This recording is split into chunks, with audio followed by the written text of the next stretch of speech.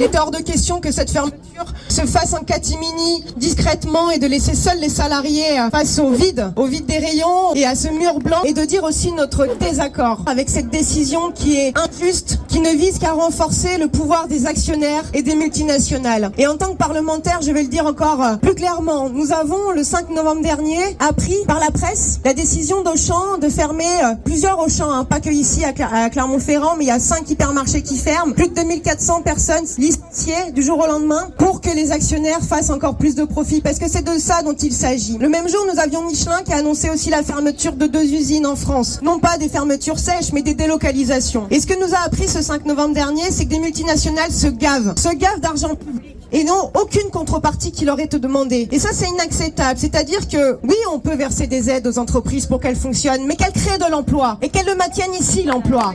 Et c'est le contraire qu'il se passe.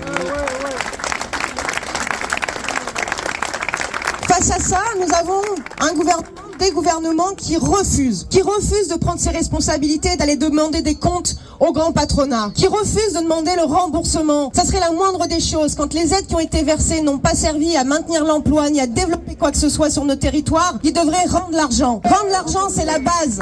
Je peux vous dire que le gouvernement est beaucoup plus intransigeant sur des aides sociales qui ont été trop perçues, par exemple par des bénéficiaires de la CAF. Alors là, il n'y a pas de problème. Là, on va faire des saisies sur compte. Mais pour les grands patrons, il ne se passe rien de ça. Rien de ça. Il faut savoir que ces aides, elles sont captées extrêmement majoritairement par les multinationales, alors qu'on a des TPE, des PME qui n'en peuvent plus et qui ne bénéficient pas de ces aides-là. C'est une injustice absolue, et ma bataille avec d'autres, évidemment à l'Assemblée, c'est de faire en sorte que les aides publiques soient conditionnées avec des critères clairs, et s'ils ne sont pas respectés, qu'ils remboursent et qu'ils rendent l'argent.